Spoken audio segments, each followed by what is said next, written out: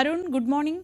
Swaraj camp ആവേശത്തിലായിരുന്നു. കഴിഞ്ഞ ദിവസങ്ങളിലൊക്കെ ഏറ്റവും അവസാന നിമിഷം വരെ നീണ്ടുനിന്ന രാഷ്ട്രീയ വിവാദങ്ങളും തർക്കങ്ങളും ഏറ്റവും ഒടുവിൽ മുഖ്യമന്ത്രിയുടെ വിശദീകരണവും ഒക്കെ കഴിഞ്ഞാണ് ഇന്നലത്തെ ദിവസം അവസാനിക്കുന്നത്. ഇന്നത്തെ ദിവസം സ്വരാജിനെ അവിടെ ഇറക്കുമ്പോൾ വലിയ പ്രതീക്ഷകൾ ഉണ്ടായിരുന്നു CPM-ന്. സ്വാഭാവികമായ ആ പ്രതീക്ഷകളെ കാക്കുന്ന തരത്തിൽ ഒരു പോളിംഗ് ഉണ്ടാവുമോ എന്നതാണ് ആദ്യത്തെ കാര്യം. എന്താണ് രാവിലത്തെ ഒരു കാലാവസ്ഥ, അന്തരീക്ഷമൊക്കെ എങ്ങനെയുണ്ട്?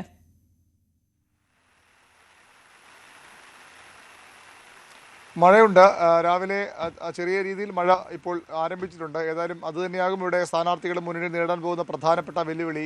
നേരത്തെ അനുമോദ് സൂചിപ്പിച്ച പോലെ ഈ പ്രചരണകാലത്തുടനീളം അത്തരം മഴ ഉണ്ടായിരുന്നു. പക്ഷേ അതൊക്കെ മറികടന്നുള്ള പ്രചരണവും കൊട്ടിക്കലാശത്തിലുമൊക്കെ നമ്മൾ ആവേശം കണ്ടതാണ്. പക്ഷേ എത്രത്തോളം ഈ പോളിംഗ് സമയത്ത് ആളുകൾ ഈ മഴയൊക്കെ മാറ്റിവെച്ച് വോട്ടിലെത്തുമെന്ന് കണ്ടറിയണം.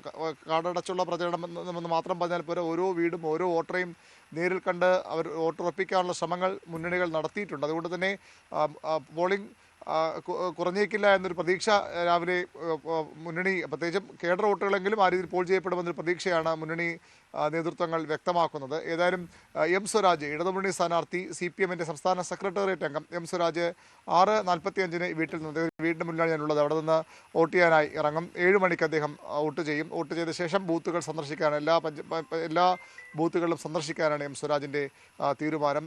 പ്രതീക്ഷ എന്ന് പറഞ്ഞാൽ വലിയ പ്രതീക്ഷയിലാണ് ഇടതു ക്യാമ്പ് ഉള്ളത്. കാരണം ഒരു ഏകപക്ഷീയ തെരഞ്ഞെടുപ്പായി മാറിയേക്കാം. പ്രത്യേകിച്ചും PV അൻവർ കൂടി UDF-നൊപ്പം ചേരുന്നതിനാൽ നിലമ്പൂർ ഒരു ഏകപക്ഷീയ ഉപതെരഞ്ഞെടുപ്പായി മാറിയേക്കാം.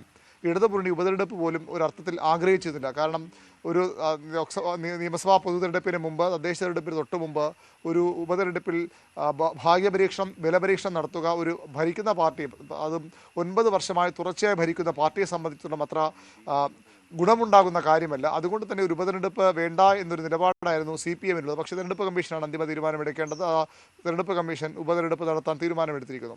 അപ്പോൾ CPM ആദ്യം ആലോചിച്ചത് ഈ രാഷ്ട്രീയമായി അത്രയൊന്നും ഉറപ്പില്ലാത്ത, വിജയം ഉറപ്പില്ലാത്ത, കാരണം 3 പഞ്ചായത്തുകൾ നേരത്തെ പുനഃസംഘടനയിൽ മാറിയെങ്കിലും, മണ്ഡല പുനർനിർണയത്തിൽ മാറിയെങ്കിലും അപ്പോഴും ഒരു UDF ആധിപത്യമുള്ള, UDF-ന് അനായാസം ജയിച്ചു കയറാവുന്ന, അടിയൊഴുക്കുകളും അന്തഛിദ്രങ്ങളും ഇല്ലെങ്കിൽ അനായാസം ജയിച്ചു കയറാവുന്ന ഒരു മണ്ഡലമാണ് ഇപ്പോഴും നിലമ്പൂർ. അവിടെ ഒരു സ്ഥാനാർത്ഥിയെ കണ്ടെത്തണം. കാരണം ഇടതുമുന്നണിയുടെ ലേബലിൽ ജയിച്ച, ഇടതുമുന്നണിക്കൊപ്പം നിന്ന് നിയമസഭാ കക്ഷിയിലൊക്കെ ഉണ്ടായിരുന്ന ആളാണ് രാജിവെച്ച് ഇവിടെ ഒരു ഉപതെരഞ്ഞെടുപ്പിലേക്ക് വഴിയൊരുക്കിയത്. അതുകൊണ്ട് തന്നെ അത്തരമൊരു ഉപതെരഞ്ഞെടുപ്പ് വന്നാൽ PV അൻവറെ പരാജയപ്പെടുത്താൻ, PV അൻവറെ UDF-നെ മറികടക്കാൻ കെൽപ്പുള്ള ഒരു സ്ഥാനാർത്ഥിയെ കണ്ടെത്തണം.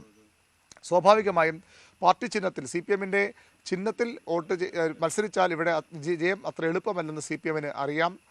ഒരു തവണ മാത്രമാണ് ഇതിനു മുമ്പ് അത്തരമൊരു അത്ഭുതം ഇവിടെ ഉണ്ടായിട്ടുള്ളത്. അത് പതിറ്റാണ്ടുകൾക്ക് മുമ്പ് കുഞ്ഞാലി എന്ന തൊഴിലാളി നേതാവായിരുന്നു. അതിനൊക്കെ ശേഷം ഒരുപാട് മാറ്റങ്ങൾ ഈ മണ്ഡലത്തിലുണ്ടായി. UDF-ന്റെ ഉറച്ച കോട്ടകളിലൊന്നായി നിലമ്പൂർ മാറി. പ്രത്യേകിച്ചും ആര്യാടൻ മുഹമ്മദ് ഉള്ളിടത്തോളം കാലം, ആര്യാടൻ്റെ അവസാന കാലത്തൊക്കെ ഒരു ഇടിവ്, UDF ജനപിന്തുണയിൽ ആര്യാടൻ്റെ ജനപിന്തുണയ്ക്ക് ഇടിവ് വളരെ ദൃശ്യമായിരുന്നു. എങ്കിൽ പോലും അതും മറികടന്ന് പിന്നീട് ഇടതുമുന്നണിക്ക് മുന്നേറാൻ കഴിഞ്ഞത് ഒരു സ്വതന്ത്ര പരീക്ഷണത്തിൽ തന്നെയാണ്. PV അൻവർ ആ സ്വതന്ത്ര പരീക്ഷണം അക്ഷരാർത്ഥത്തിൽ CPM-ന് വയ്യാവേലിയായി മാറുകയായിരുന്നു. പിന്നീട് CPM-ന്റെ സംഘടനാ സംവിധാനത്തെയും അവരുടെ ഏറ്റവും പ്രധാനപ്പെട്ട നേതാവ് മുഖ്യമന്ത്രിയും ഭരണ സംവിധാനത്തെയും ഒന്നാകെ വെല്ലുവിളിച്ച് PV അൻവർ പുറത്തേക്ക് പോകുമ്പോൾ CPM അക്ഷരാർത്ഥം ദുർബലപ്പെടുകയായിരുന്നു ഈ മണ്ഡലത്തിൽ. അവിടെ നിന്നാണ് CPM ഇപ്പോൾ കാണുന്ന തരത്തിലേക്ക് വലിയ മുന്നേറ്റം നടത്തി. അത് ആദ്യം ഈ ഉപതെരഞ്ഞെടുപ്പ് പ്രഖ്യാപിക്കുമ്പോൾ തന്നെ പ്രധാനപ്പെട്ട നേതാക്കളെ, എം സ്വരാജിനെയും വിജയരാഘവനെയും പോലെ മണ്ഡലത്തിലുള്ള അല്ലെങ്കിൽ ഈ ജില്ലയിലുള്ള നേതാക്കളെ ഇവിടേക്ക് അയച്ച് സംഘടനാ സംവിധാനം ഊട്ടിയുറപ്പിക്കുക. അവിടെ ചില വിടവുകൾ CPM നേതൃത്വം ശ്രദ്ധയിൽപ്പെട്ടിരുന്നു. കാരണം PV അൻവറിനെ കേന്ദ്രീകരിച്ചായിരുന്നു 9 വർഷം CPM സംഘടന നിലമ്പൂരിൽ മുന്നോട്ട് പോയത്. അതുകൊണ്ട് തന്നെ ആദ്യം അവർ ചെയ്തത് ഇവിടുത്തെ സംഘടനാ സംവിധാനം പൂർണ്ണമായും പാർട്ടിക്ക് കീഴിൽ, പാർട്ടി നേതാക്കളുടെ നിർദ്ദേശങ്ങൾക്കനുസരിച്ച് മാറ്റുക എന്നുള്ളതായിരുന്നു CPM ഏറ്റെടുത്ത ആദ്യത്തെ വെല്ലുവിളി. അത് ഈ അൻവർ രാജിവെച്ചതിൻ്റെ അടുത്ത ദിവസം മുതൽ ശേഷം ചേർന്ന CPM സംസ്ഥാന സെക്രട്ടറി ഒരു തീരുമാനമെടുത്തു.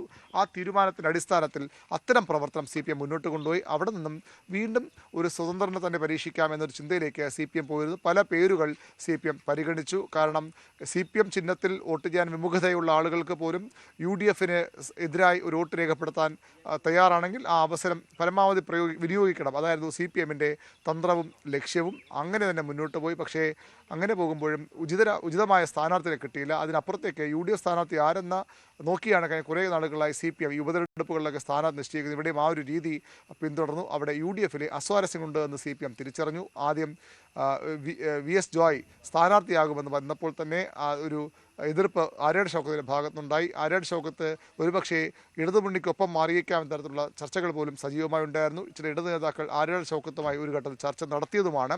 പക്ഷേ പിന്നീട് അങ്ങോട്ട് VS ജോയ് പിന്തള്ളപ്പെടുകയും അവിടേക്ക് ആര്യാട് ഷൗക്കത്ത് സ്ഥാനാർത്ഥിയായി മുന്നോട്ട് വരികയും ചെയ്തു.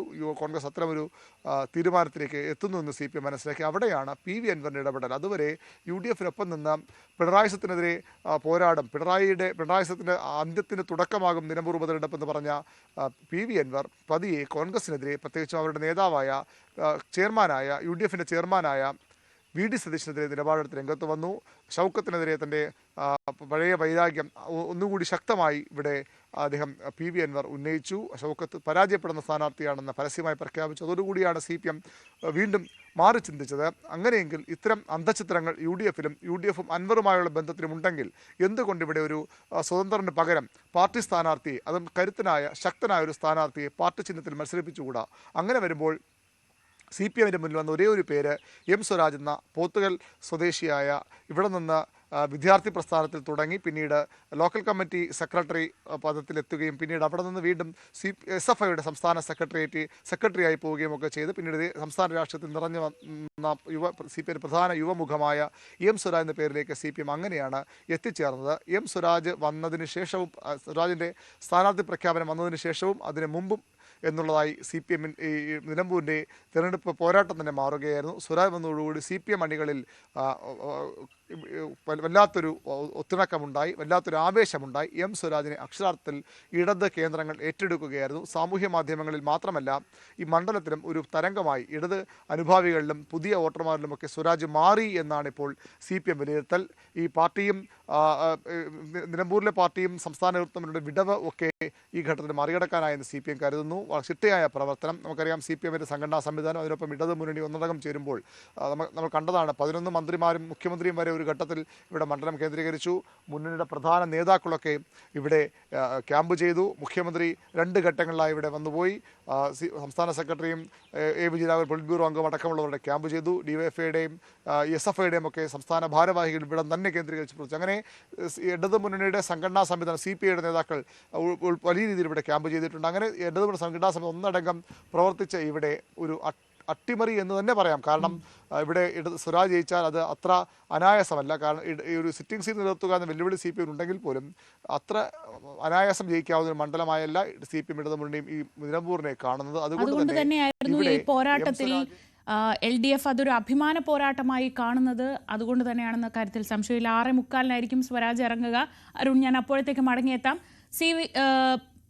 MS അനീഷ് കുമാർ, ഷൗക്കത്തിൻ്റെ ആര്യടൻ ഷൗക്കത്ത് UDF സ്ഥാനാർത്ഥിയുടെ വീടിന് മുന്നിൽ നിന്നുണ്ട്. അനീഷ്,